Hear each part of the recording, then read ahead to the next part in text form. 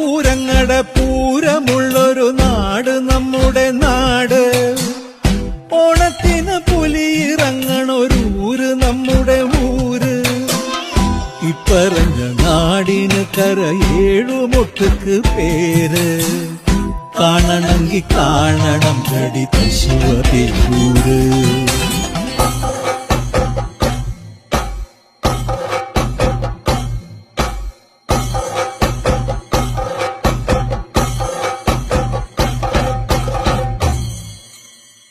നാടിനൊത്ത നടുവില് പച്ചക്കൊട പിടിക്കണ കാട്.